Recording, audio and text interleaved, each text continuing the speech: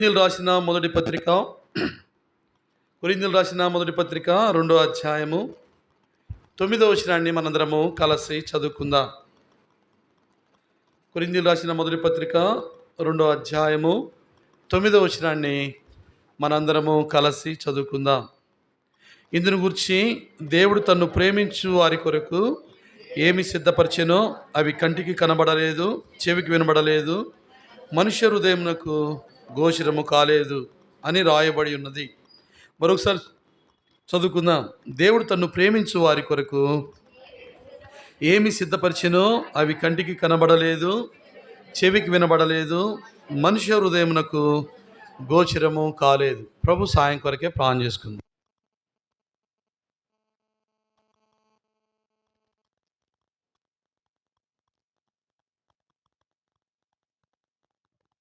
ప్రేమగల తండ్రి, జీవంగల ప్రభువా, నీ నామమును బట్టి నీ కృపను బట్టి వందనాలు.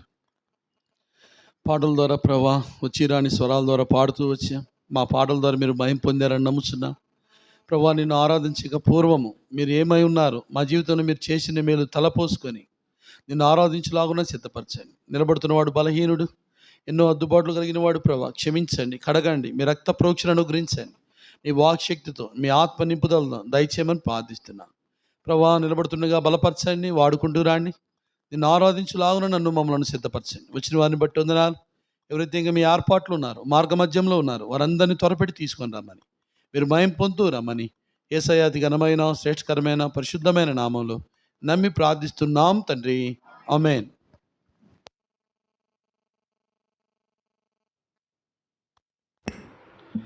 ఇక్కడ పౌలు భక్తుడు అంటాడు, కొరింథీ సంఘంతో చెప్తున్నాడు, ఓ కొరింథీ సంఘమా, దేవుడు మీకు సిద్ధపరిచిన మేలులు, సిద్ధపరిచినవి అవి కంటికి కనబడలేదు, చెవికి వినబడలేదు, మనుష్య హృదయమునకు గోచరము కాలేదు అని కొరింథీ సంఘంతో భక్తుడైన పౌలు చెప్తూ ఉన్నాడు.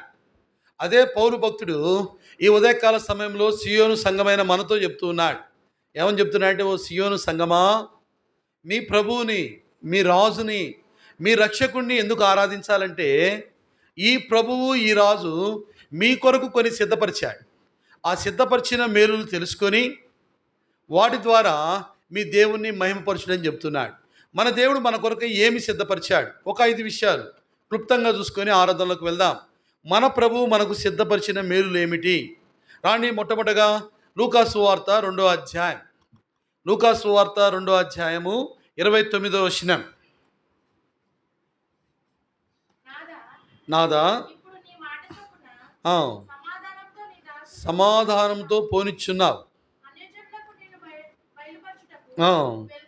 వెలుగుగాను మహిమగాను. బాగా వినండి, నీవు సకల ప్రజల ఎదుట సిద్ధపరిచిన నీ రక్షణను నేను కనులారా చూచి తిని. ఇక్కడ సుమయోను భక్తుడు అంటున్నాడు, ఓ యేసయ్యా, మొట్టమొదటగా నిన్ను ఆరాధించుటకు, నిన్ను ఘనపరచుటకు నువ్వు మా కొరకు ఏం సిద్ధపరిచావో తెలుసా?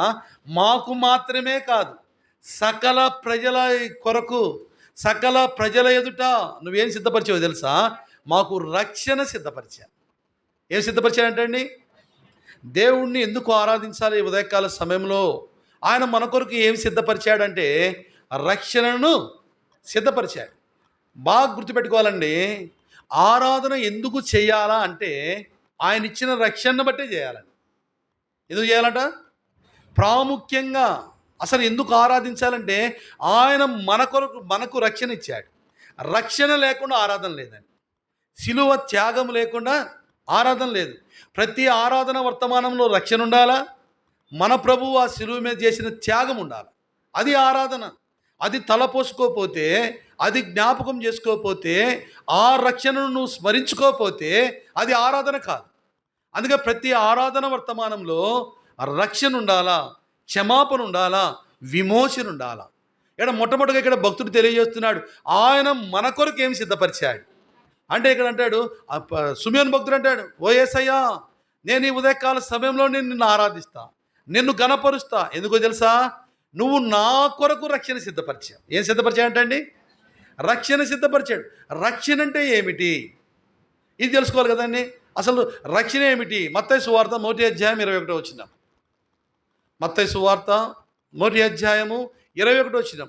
ఈ దేవుడు ఎలా రక్షణ సిద్ధపరిచాడు? ఆమె ఒక కుమారుని కనును, తన ప్రజలను వారి పాపము నుండి ఆయనే రక్షించును గనుక ఆయనకు యేసు అనగా రక్షకుడని, తన ప్రజలను వారి పాపము నుండి విడిపించేదే రక్షణ.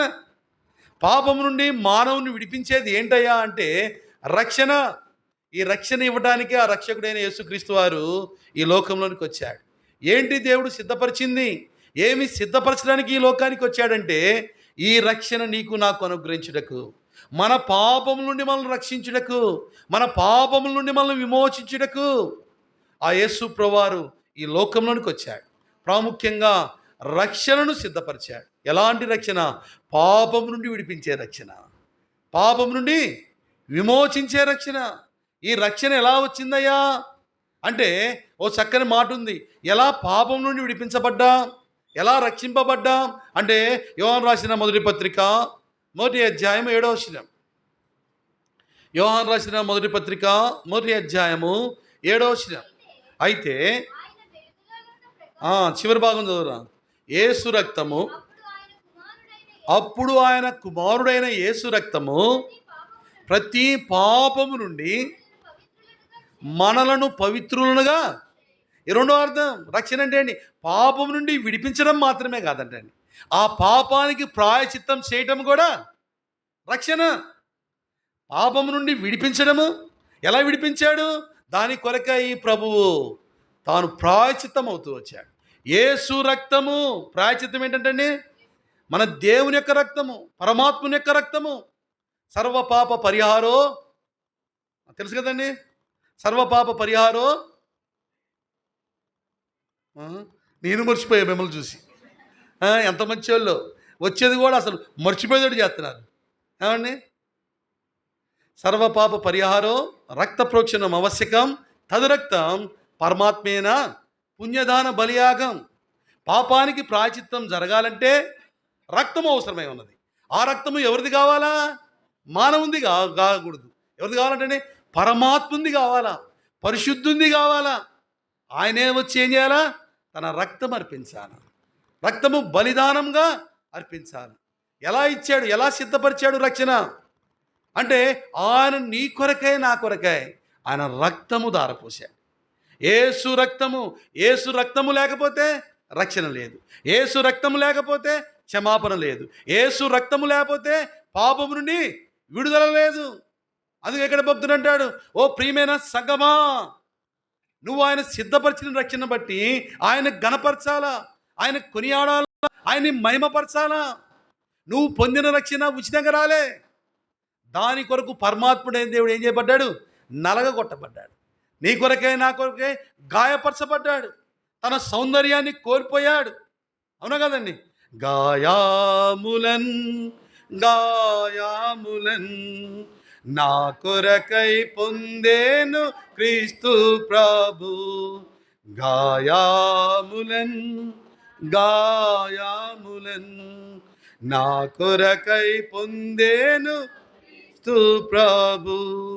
మన కొరకు గాయపరచబడ్డాడు, మన కొరకు నలగొట్టబడ్డాడు, మన కొరకై ఆ కలవరి శిలువలో పచ్చి రక్తం మాంసం ముద్దగా తయారు చేయబడుతూ వచ్చాడు.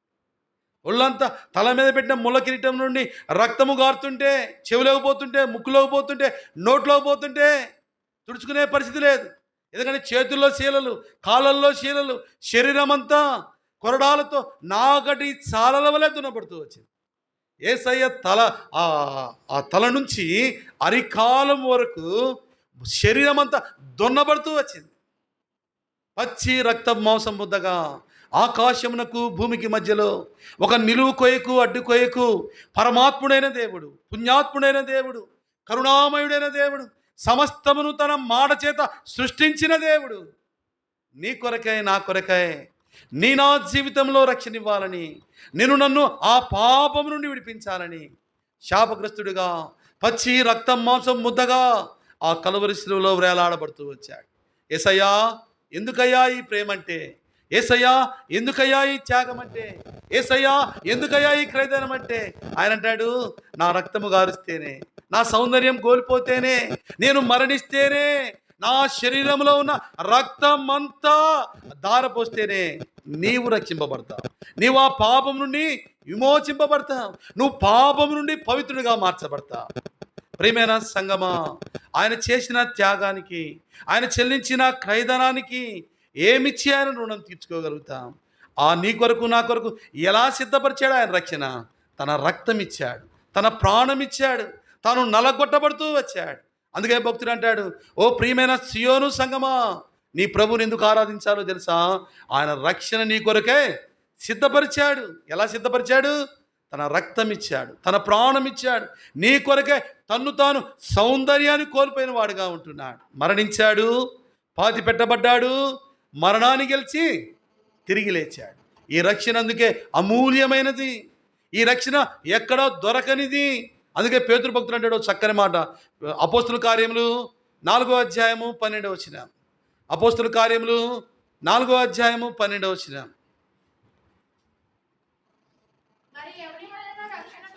మరియు ఎవని వలనను రక్షణ కలగదు, ఈ నామమునే మనము రక్షణ పొందవలను గాని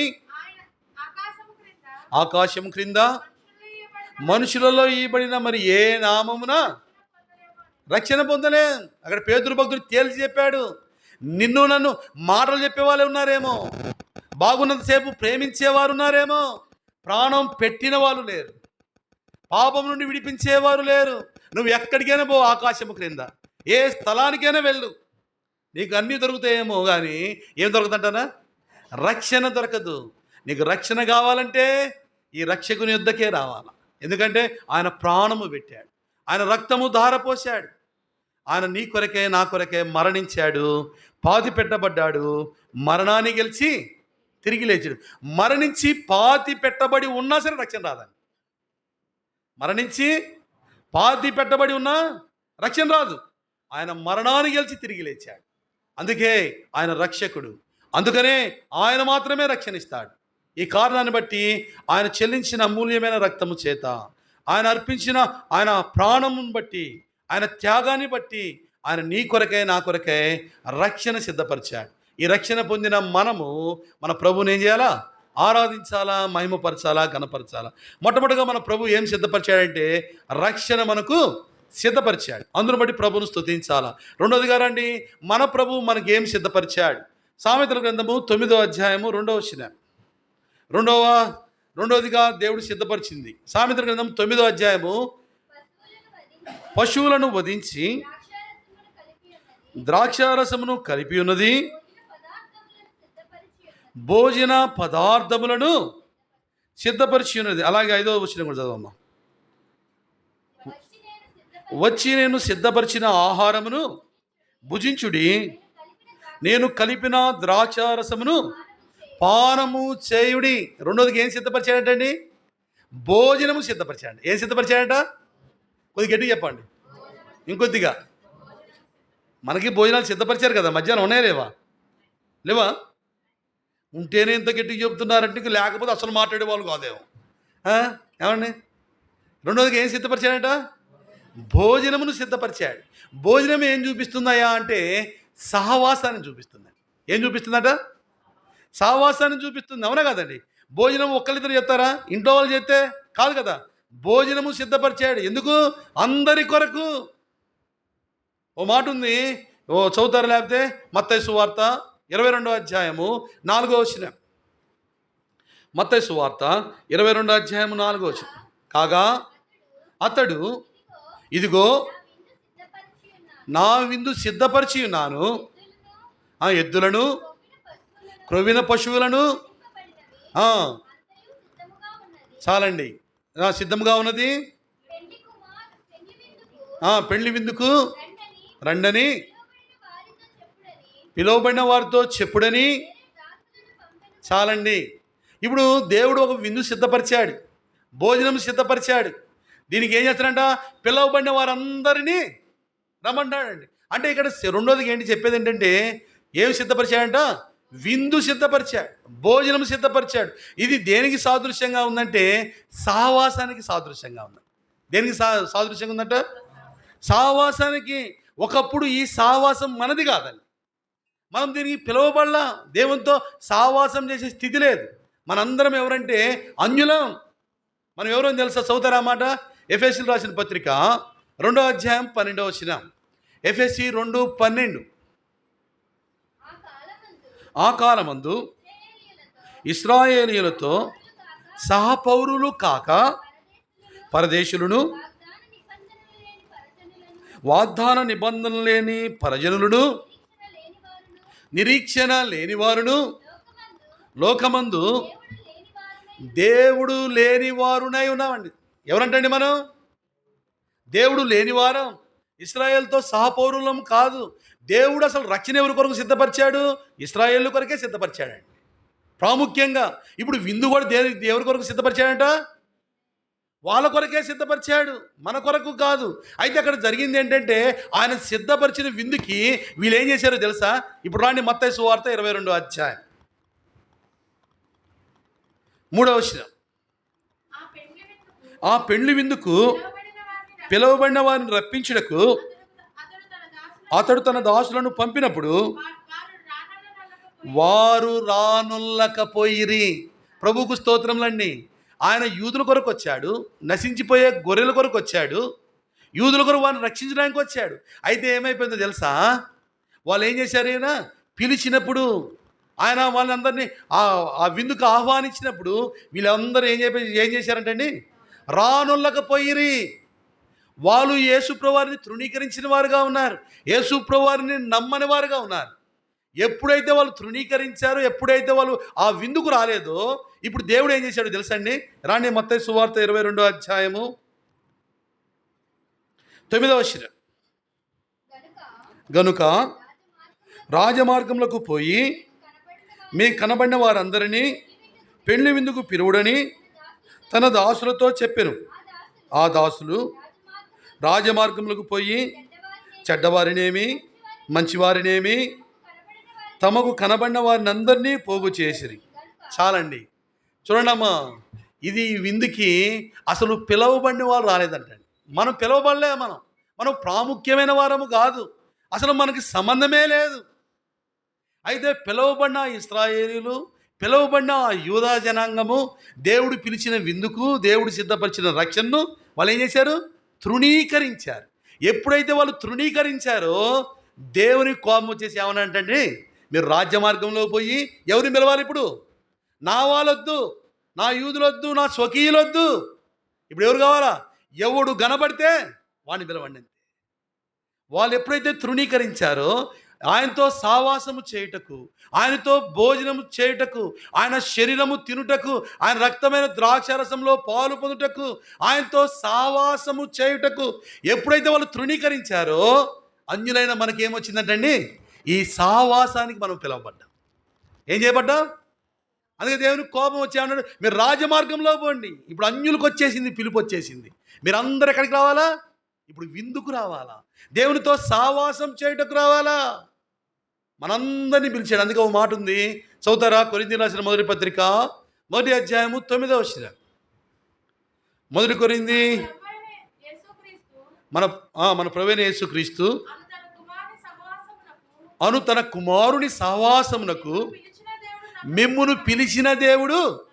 ఒకప్పుడు ఈ సహవాసం వెలుపటి ఉన్నాం. మనం ఇందాక చదివాం కదండి, ఎఫెసీ 2:12 ప్రకారం ఎవరంట? మనము ఇశ్రాయేలుతో సహపౌరులము కాదు, నిజమైన దేవుడు లేని వారము. ఎవరంట? వాగ్దానం లేని వారము, పరజనులము, అన్యులము.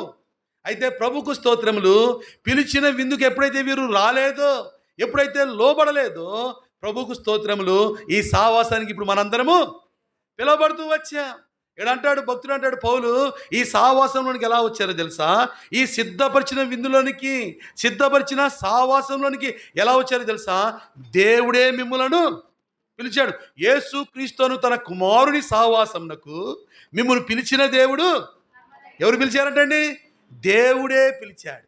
దేవుడే పిలిచాడు. మనం ఇందాక చదివాం ఎఫెసీ 2:12 ప్రకారం మనము దూరస్తులము, అయితే ఎలా దగ్గరయ్యాం, ఎలా పిలువబడ్డాం? 13వ వచనం చదవండి ఇప్పుడు. ఎఫెసీ 2:13. ఎలా వచ్చాం ఈ సావాసానికి?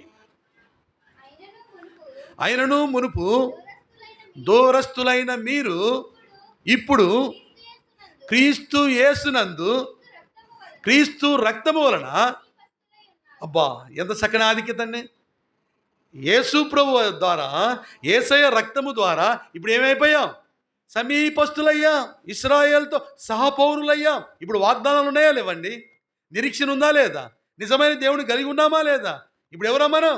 దేవుని సొత్తైన ప్రజలం, విమోచింపబడిన వారం.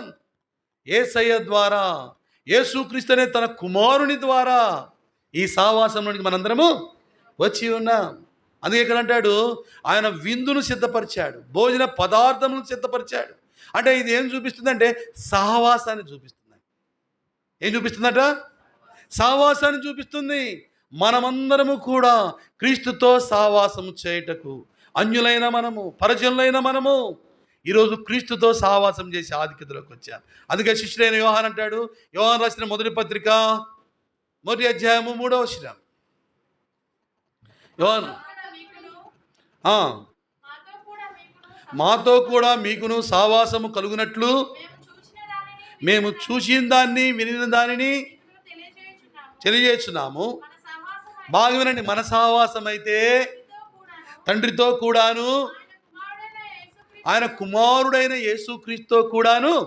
అబ్బా, ఇప్పుడు ఎవరితో ఉందంటే మన సహవాసము దేవునితో ఉంది. ఒకప్పుడు ఎవరితో ఉంది?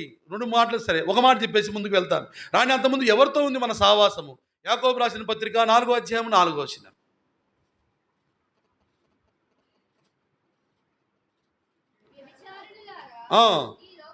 ఈ లోక స్నేహము, దేవునితో మనం స్నేహం చేయతలికి, సావాసం చేయతలికి ఎవరితో సావాసం చేసేవాళ్ళం ఉంటాయండి? లోకంతో చేసేవారం. మనం తప్పిపోయిన వారం, తొలగిపోయిన వారం, ఈ సిద్ధపరచబడిన విందుకు పిలవబడిన వారము. అయితే ప్రభుకు స్తోత్రములు. యేసు ప్రభువారు ఏం చేశాడు? తన సావాసానికి పిలిచాడు, ఈ పెండ్లి విందుకు పిలిచాడు. ఓ మాట చెప్పాలంటే ఈ పెండ్లి విందు, ఈ భోజన పదార్థాలు దేన్ని చూపిస్తున్నాయంటే సావాసం అని చెప్పుకోవచ్చు. రెండోది మన మధ్యలో ఉంచిన బల్ల అని చెప్పుకోవచ్చు. ఇది శ్రేష్టత, అది ఎంతో ధన్యత. ఎంత ధన్యత అంటే చదువుతారా? యోహాను సువార్త 6వ అధ్యాయము 54వ వచనం. యోహాను సువార్త 6వ అధ్యాయము 54వ వచనం. నా శరీరము తిని నా రక్తము త్రాగువాడే నిత్య జీవము గలవాడు. బసాలండి. ఏంటంట? ఆ భోజనంలో కనుక నువ్వు పాలు పొందకపోతే, ఆ ద్రాక్షరసం కనుక నువ్వు పుచ్చుకోకపోతే, ఆయన సిద్ధపరిచిన విందు కనుక నువ్వు తీసుకోకపోతే, నీలో నాలో ఏముండదు? నిత్య జీవం ఉండదు. అంతే కదండి. నా శరీరం తిని నా రక్తము త్రాగువాడే నిత్య జీవం గలవాడు. ఆయన ఏం సిద్ధపరిచాడు? భోజనం సిద్ధపరిచాడు. ఆయన శరీరము, ఆయన రక్తము, ద్రాక్షరసమును సిద్ధపరిచాడు, విందును సిద్ధపరిచాడు. అది విందు మన మధ్యలో ఉంది. ఆ విందులో నేను పాల్గొనకపోతే మనలో ఏముండదట? నిత్య జీవం ఉండదు. నిత్య జీవాన్ని కూడా మనం పోమండి. ఎంత చక్కని సావాసంలోకి వచ్చాం, ఎంత చక్కని ప్రత్యక్షతలోకి వచ్చామండి. కొంతమంది నెలకు తీసుకునే వాళ్ళు ఉంటారు, 3 నెలలకు తీసుకునే వాళ్ళు ఉంటారు, 6 నెలలకు తీసుకునే వాళ్ళు ఉంటారు, కొంతమంది సంవత్సరానికి తీసుకునే వాళ్ళు ఉన్నారు. కానీ దేవుడిచ్చిన ప్రత్యక్షత దైవజనుడికి. అందుకని నేను అనుకుంటాను, నాకు ఇచ్చిన గొప్ప భాగ్యం అంటే తెలుసా అండి? నాకు దేవుని మందిరం ఇచ్చిన గొప్ప భాగ్యం అంటే తెలుసా? నేను నా దేవుని మందిరం ఎంత చక్కగా ఉడతానండి, అంత చక్కగా ఉడతానండి. నేను ఎంత చక్కగా చాపల దేవుడు ఇచ్చిన నాకు ఆధిక్యత అది. నాకు ఎంత ఇష్టమో తెలుసా? నేను అందుకే ఎప్పుడు ఊడ్చుకుంటా అనుకుంటాను, ప్రభా త్రాగుబోతున్నాయా, తల్లిదండ్రులు కొట్టిన వాడినయ్యా, ఎప్పుడో 2007వ సంవత్సరంలో మరణించాల్సిన వాడిని, నాకు ఈ ఆధిక్యత ఇచ్చావా, నీ మందిరం ఊడ్చే భాగ్యం ఇచ్చావా, ఈ సావాసంలో తీసుకొని వచ్చావా. ఎంత గొప్ప సావాసంలోకి వచ్చావనా? అవునా కాదా? చెప్పుకోవడం కాదు, కానీ మన ఎబ్రోన్ సావాసం ఎంత గొప్పదండి, ఎంత ప్రత్యక్షతండి. అవునా కాదా? అడు చూస్తారేమండి? కాదండి? అవునండి. మిమ్మల్ని సాక్ష్యానికి తీసుకొని పోతే వాడు నిండా మునిగిపోయినట్టే. అస్సలు ఎంత గట్టిగా చెబుతారండి. ఏమండి? ఎందుకంటే చెప్పానన్నా, ఎందుకు ప్రత్యేకమైందంటే వ్యక్తిగత ఆరాధన మన సావాసంలోనే ఉంటుందండి. వ్యక్తిగతంగా ఆరాధన ఏ సావాసంలో ఉండదండి, ఏ డినామినేషన్లో ఉండదు. ప్రతి వారము దేవుని యొక్క శరీరక్తములు పాలు పొందే భాగ్యం ఉంటుంది. ఎక్కడైనా ఉంటుందా? ఎవరికి ఉండదు. సంఘ ప్రార్థన ఉంటుంది, బైబిల్ స్టడీ ఉంటుంది, స్త్రీల కూడికలు ఉంటాయి, యవనస్తుల మీటింగులు ఉంటాయి, సండే స్కూల్ పరిచర్య ఉంటుంది. అవునా కదన్నా? ఏ సావాసంలో ఉండదండి. మనం చూసి అందరూ నేర్చుకున్నారు. ఎంత చక్కటి సావాసంలోకి వచ్చామండి, ఎంత చక్కటి ప్రత్యక్షతలోనికి వచ్చాం. అవునా కాదండి? అక్కడ అంటాడు, దేవుడు అంటాడు, నా శరీరము తిని నా రక్తము త్రాగువాడే నిత్య జీవము గలవాడు. నా విందులో పాల్గొంటేనే ఈ నిత్య జీవంలోనికి, ఆయనతో సావాసం చేసే స్థితిలోనికి, ఆయన సిద్ధపరిచిన విందులోనికి పాల్గొనే భాగ్యం మనకిచ్చాడు. అవునా కాదన్నా? ప్రతి వారం ఆ విందులో పాల్గొంటామా లేదా? పాల్గొనట్లే మాట చెబుతారు, అట్ట నీరసంగా ఉన్నారేమండి. పాల్గొంటామా లేదా? రెండోదిగా ఏం సిద్ధపరిచాడంట? విందు సిద్ధపరిచాడు. అది సావాసానికి గుర్తుగా ఉంది, బల్లాకు గుర్తుగా ఉంది. ఈ సావాసంలోనికి, ఈ విందులోనికి దేవుడు మనల్ని పిలుస్తూ వచ్చాడు, మన కొరకు సిద్ధపరుస్తూ వచ్చాడు. అందును బట్టి ప్రభుని ఏం చేయాలా? ఆరాధించాలా, మహిమపరచాలా. మొట్టమొదటగా రక్షణను సిద్ధపరిచాడు. రెండోదిగా ఏం సిద్ధపరిచాడు? విందును సిద్ధపరిచాడు. మూడోదిగా ఏం సిద్ధపరిచాడు? కీర్తన గ్రంథం 31వ అధ్యాయం 19వ వచనం. కీర్తన 31:19.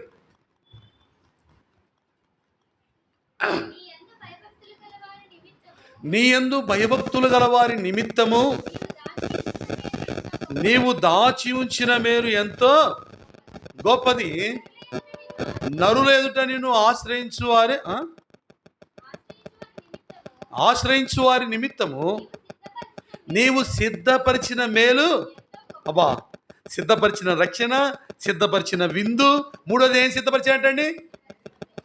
ఎవరి కొరకు? మన కొరకే. ఇప్పుడు ఆయన ఆశ్రయిస్తున్నాం.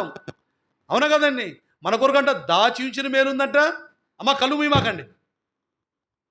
దాచి ఉంచిన మేలుంది, సిద్ధపరిచిన మేలుంది. అబ్బా, ఎంత ధన్యులమండి! ఎన్ని మేళ్ళు? దాచి ఉంచిన మేలు మనకే, సిద్ధపరిచిన మేలు మనకే. మూడోదిగా ఎందుకు ప్రభువును స్తుతించాలంటే, ఆయన నీ కొరకే, నా కొరకే ఒక మేలుని ఏం చేశాడక? సిద్ధపరిచాడు. ఎలాంటి మేలులు ఆయన చేసేది? రాండి, కీర్తన గ్రంథం 40వ అధ్యాయం 5వ వచనం. కీర్తన 40వ అధ్యాయం 5వ వచనం. యెహోవా నా దేవా, నీవు మా ఎడల జరిగించిన ఆశ్చర్యక్రియలను, మా ఎడల నీకున్న తలంపులను బహు విస్తారములు వాటి వివరించి చెప్పేదని అనుకుంటున్నా, అవి లెక్కకు మించి ఉన్నవి. అబ్బా ప్రభా, ఇక్కడ దావీదు అంటాడు, యేసయ్యా, నువ్వు నా జీవితంలో చేసిన మేలులు, సిద్ధపరిచిన మేలులు, దాచి ఉంచిన మేలులు, నీ తలంపులు బహు విస్తారములు, అవి వివరించి చెప్పేదని అనుకుంటున్నా. ఒకటా రెండా? ఏమండి? ఒకటా రెండా అండి? ఎన్నండి? లెక్క పెట్టలేనని చేశాడు. అవునా కాదన్న? ఎన్నో ఉన్నాయి, అవి బహు విస్తారములు. అవి లెక్కించాలనుకుంటున్నా, అవి ఎలా ఉన్నాయి? లెక్కకు మించి ఉన్నాయి. ఒకటైతే చెప్తా, రెండైతే చెప్తా. ఏమని చెప్పగలుగుతా ప్రభా?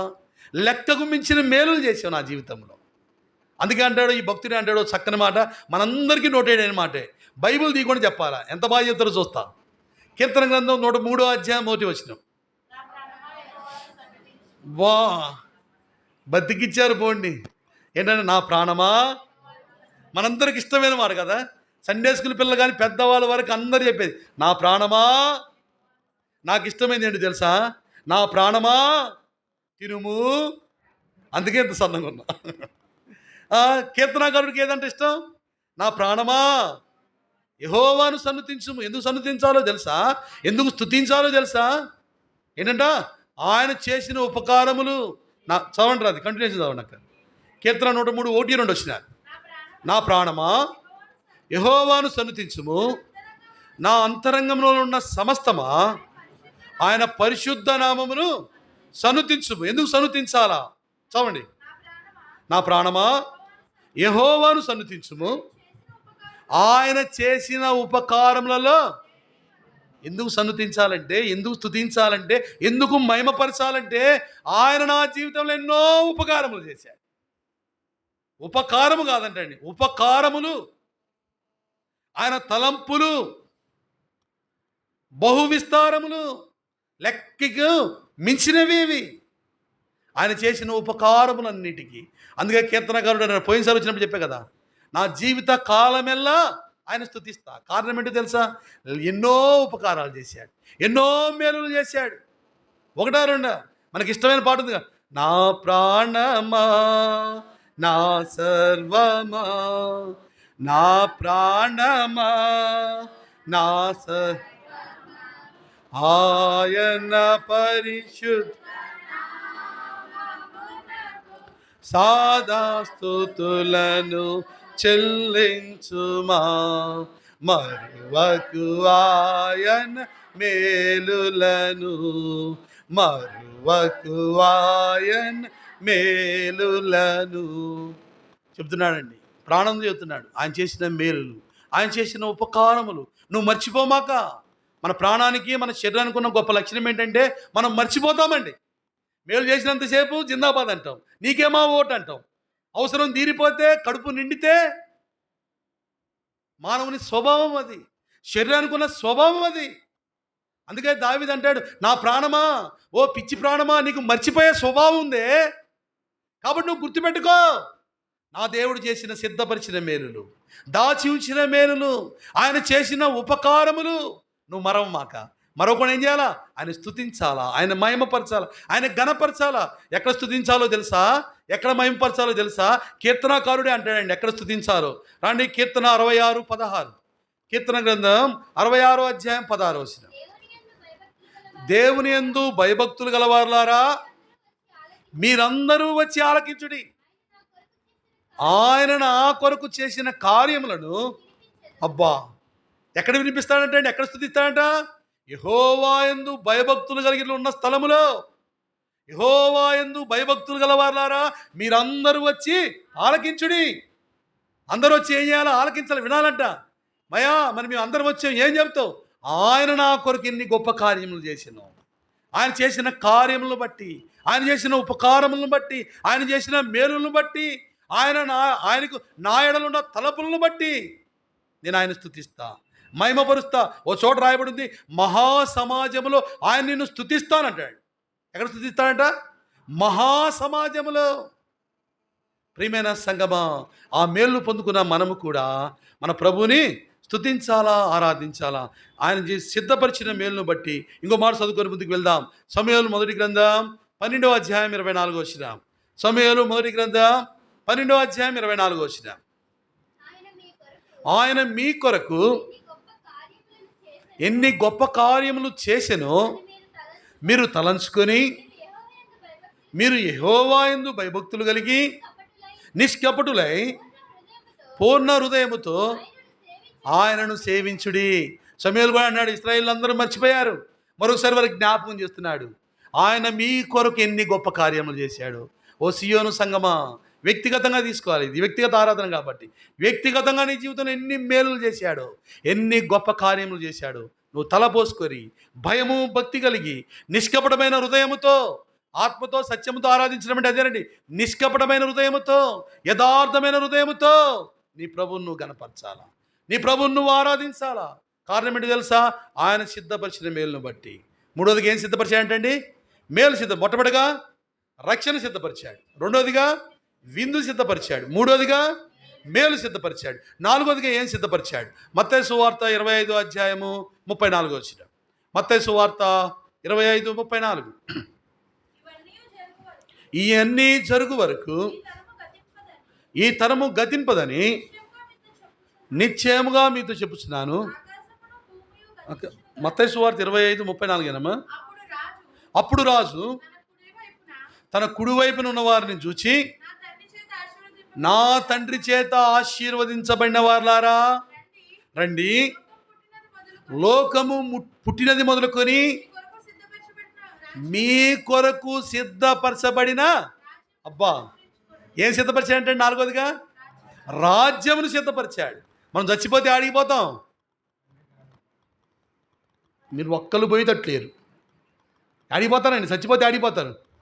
ఇప్పుడే చచ్చిపోవాలండి. ప్రభు చిత్తం, ఆయన ఆయుష్ ఉన్నంత వరకు. మనకున్న నిరీక్షణ ఏంటి? క్రైస్తవునికి నిరీక్షణ ఏంటి? అదేనండి. ఎంత గట్టి చెబుతున్నారు ఏంటంట? పరలోకము. నాలుగోదికి ఏం సిద్ధపరిచాయంట? సిద్ధపరచబడిన రాజ్యం. అబ్బా, నీ కొరకై నా కొరకై నిత్యనాశనానికి వెళ్ళవలసిన మనము, నాశనానికి వెళ్ళవలసిన మనల్ని, అగ్నిగుండానికి వెళ్ళవలసిన మనల్ని, పాతాళానికి వెళ్ళవలసిన మనల్ని దేవుడు ఎక్కడికి పంపిస్తున్నాడండి? ఎక్కడికి తీసుకొని ఒక రాజ్యాన్ని సిద్ధపరిచాడు. ఓ నా కుమారుడా, ఓ నా కుమార్తె, నువ్వు అన్యుల మధ్యలో ఉన్నావు, శాపం మధ్యలో ఉన్నావు, పాపం మధ్యలో ఉన్నావు, చెడిపోయిన వారంగా ఉన్నావు. దేవుడు వాటన్నిటినీ తొలగించేశాడండి. మనందరిని ఎక్కడ సిద్ధపరిచాడంట? ఇప్పుడు ఆయన రాజ్యము కొరకు సిద్ధపరిచాడు. మిమ్మల్ని అందరినీ వ్యక్తిగతంగా ఎవరికి వాళ్ళు సాక్షి చెప్పమంటే, అన్నా మేము పాపంలోంచి వచ్చాం, విగ్రహారాధనలోంచి వచ్చాం, చెడిపోయిన స్థితిలోంచి వచ్చాం. పాపంలో ఉన్నవాడికి, విగ్రహారాధనలో ఉన్నవాడికి, అన్యుడిగా ఉన్నవాడికి ఏం సిద్ధపరచబడింది? పాతాళము సిద్ధపరచబడింది, అగ్నిగుండం సిద్ధపరచబడింది, వేదనకరమైన స్థలం ఉంది. ఆడ ఏడుపు పండ్లు కొరుకుతాయి. జక్కయ్య వలే, అవునా కాదండి? ఆ ధనవంతుడి వలే నిశ్చినాశనానికి వెళ్ళాలా? అయితే ప్రభుకు స్తోత్రములు. ఈ గొప్ప దేవుడు ఏం చేశాడు? ఆయన రక్షణ చేత అలంకరించాడు, ఆ విందుకు పిలిచాడు. మూడోదిగా మేలు చేత నింపాడు.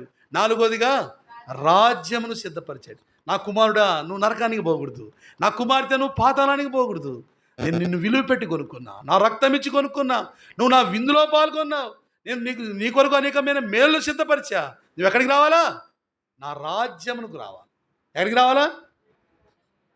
అమ్మో నాయనో ఏసయ్యా, ఎంత గట్టిగా చెబుతున్నారా? పోతాం లేదు రాజ్యానికి.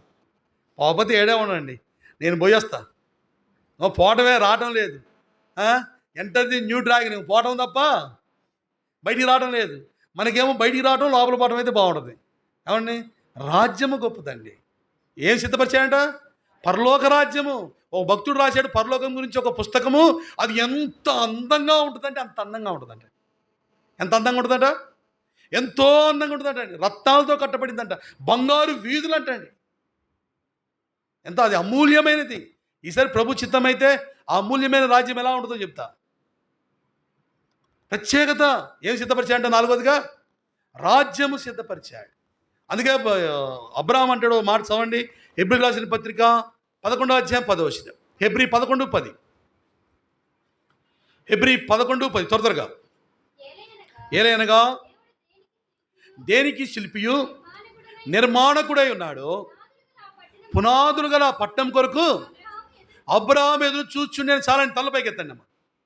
అబ్రాహాంకి ఎంత ఆస్తి ఉందో తెలుసా అండి? సమయం అయిపోయింది కాబట్టి చెప్తున్నాను. అబ్రాహాం కంటే రాజులను మించిన ఆస్తి ఉందంటండి. ఎలాంటి ఆస్తి ఉందంట? రాజులను మించిన ఆస్తి ఉందంట. కానీ అబ్రాహాంకి ఇల్లు ఏంటంటే తెలుసా? ఇల్లు లేదంటండి. అంత ఆస్తి ఉన్నా ఏం లేదంట. ఎందుకు ఇల్లు కట్టుకోలేదు తెలుసా? నాది ఇక్కడ కాదు, గుడారాలు వేసుకునేవారంట వాళ్ళు. నాకు స్థిరమైన రాజ్యం ఎక్కడుంది? నాకు పైన ఉంది. అందుకే అక్కడ రాయబడిన మాట హెబ్రీ గ్రంథకర్త రాస్తాడు. 11వ అధ్యాయం చదివితే ఉంటుంది. పునాదులు గల పట్టణం కొరకు నేను ఎంత వేసుకున్నా ఇక్కడ నిలవరమైన పట్టణము లేదు. నా పట్టణం ఎక్కడుంది? పునాదులు గల పట్టణము. నా కొరకు దేవుడు సిద్ధపరిచాడు. ఆ రాజ్యానికి నేను వెళ్తాను అబ్రాహాం అంటాడు. మనందరం అనొచ్చు, అబ్రాహాం అన్న నువ్వు మాత్రమే కాదు, మేమందరం కూడా వస్తాం. ఈ సిద్ధపరచబడిన రాజ్యము అదే పునాదులు గల పట్టణము. దానికి ఇంకో ఉన్న పేరు రండి. ఏప్రిల్ రాసిన పత్రిక 12వ అధ్యాయం 22, 23 వచ్చినారు. అక్కడ ఎన్ని పేర్లు రాస్తారంటే పరలోక రాజ్యం గురించి. ఇప్పుడైతే సియోను కొండ, సియోను కొండ అన్నా పరలోకమే, జీవం గల దేవుని పట్టణం అన్నా పరలోకమేనండి. పరలోకపు యెరూషలేమన్నా పరలోకమే. ఇవన్నీ పరలోకానికి ఉన్న పేర్లండి, ఆయన రాజ్యానికి ఉన్న పేర్లు. ఆ చదువుక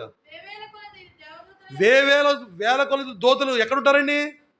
వేవేల దూతలు ఎక్కడుంటారు? శరాపులు, కెరాబులు, వేవేల దూతల సమూహం ఎక్కడుంటుంది? అది పరలోకమే. దానిగా ఎన్ని పేర్లు అన్నమాట. తర్వాత జ్యేష్ఠుల సంఘం అంటాడు. పరలోకమందున్న జ్యేష్ఠుల సంఘమునకు, వారి మహోత్సవమునకు, అబ్బా ఎన్ని పరలోకానికి ఉన్న పేర్లు. ప్రియమైన వారలారా, చెడిపోయిన మనలను, పాపభూయిష్ఠులైన మనలను మన కొరకు ఏం సిద్ధపరిచాడంటండి? నిత్యనాశనానికి వెళ్ళవలసిన మనకు రాజ్యమును సిద్ధపరిచాడు. ఆ రాజ్యాన్ని బట్టి మన ప్రభువుని ఏం చేయాలా? స్తుతించాలా, ఆరాధించాలి. ఫైనల్గా ఒక మాట చూసుకొని ఆరాధనలోకి వెళ్దాం. ప్రభు మన కొరకు ఏం సిద్ధపరిచాడు? ప్రకటన గ్రంథం 22వ అధ్యాయం 12వ వచనం. ప్రకటన 22:12. ప్రకటన 22:12. ఇదిగో త్వరగా వచ్చుచున్నాను, వాని వాని క్రియల చొప్పున ప్రతి వానికిచ్చుటకు నేను సిద్ధపరిచిన జీతము. అబ్బా, ఐదోదికి ఏం సిద్ధపరిచాడంటండి? అందరు గట్టి చెప్పండి. అయిపోయింది వర్తమానం. ఏముందంట? మీకుందా లేదా? అది ఒకటి. అసలు మీరు ఎంత మంచోళ్ళో, మీ గురించి ఎన్ని స్థలాల్లో చెప్పాలో అసలు. ఏమి ఉందంట? ఐదోది ఫైనల్గా సిద్ధపరచబడిన జీతం ఉంది. ఇదిగో నేను త్వరగా వచ్చుచున్నాను, వాని వాని క్రియల చొప్పున ప్రతి వానికి ఇచ్చినకు సిద్ధపరిచిన జీతం ఉంది, సిద్ధపరిచిన స్థలం ఉంది, సిద్ధపరిచిన సింహాసనం ఉంది, సిద్ధపరిచిన కిరీటం ఉంది. ఐదోదిగా ఆయన నీ కొరకే నా కొరకే జీతము సిద్ధపరుస్తున్నాడు. ఏం సిద్ధపరుస్తున్నాడు అండి? జీతం సిద్ధపరుస్తున్నాడు. యోహాను 14:2 ఉంటుంది, నివాసాన్ని సిద్ధపరుస్తున్నాడు. ప్రకటన గ్రంథం 3:21 ఉంటుంది, సింహాసనాన్ని సిద్ధపరుస్తున్నాడు. ఎన్నో ఉన్నాయి. 2 తిమోతి 4:8 ఉంది, కిరీటాన్ని సిద్ధపరుస్తున్నాడు. ఎన్నో ఉన్నాయి పరలోకంలో. ప్రియమైన సంగమా, మనమెవరం? పాపులం, దుష్టులము, శాపగ్రస్తులము, లోకంలో దేవుడు లేని వారం. అయితే ప్రభుకు స్తోత్రములు. ప్రభు మనల్ని ప్రేమించి మన కొరకు ప్రాణం పెట్టి తన అమూల్యమైన రక్తాన్ని ఇచ్చి మొట్టమొదటిగా ఏం సిద్ధపరిచాడు? రక్షణ ఇచ్చాడు. దాన్ని బట్టి దేవుని స్తుతించాలి. రెండోదిగా విందును సిద్ధపరిచాడు. దాన్ని బట్టి దేవుని స్తుతించాలి. మూడోదిగా మేలులను సిద్ధపరిచాడు. దాన్ని బట్టి దేవుని గణపరచాలి. నాలుగోదిగా రాజ్యమును సిద్ధపరిచాడు. దాన్ని బట్టి దేవుని మయంపరచాలి. ఐదోదిగా జీతమును సిద్ధపరిచాడు. దాన్ని బట్టి ప్రభుని మయంపరచాలి. ఐదంతలుగా సిద్ధపరచబడిన వాటికి పాత్రులుగా చేసినందుకు, వారసులుగా చేసినందుకు మన ప్రభుని ఏం చేయాలి తెలుసా? పక్కనోళ్ళకి వినబడకుండా గట్టిగా ఆరాధన చేయాలి. పక్కనోళ్ళకి వినబడకుండా సరే ఎడ చేస్తారు, మైకులు ఎత్తాం. సిద్ధపరిచిన మేలు పొందిన మనందరము హృదయమార ఆత్మతో సత్యంతో ప్రభువుని ఆరాధించబద్ధులమై ఉన్నాం. మనందరం లేచి నిలబడి సన్నిసుకుని ఉందాక ఓ చరణము ఓ పల్లవి. నా ప్రాణమా నా సర్వమా అన్న పల్లవేను ఒక చరణం పాడుకుందాం. అన్న రాండి.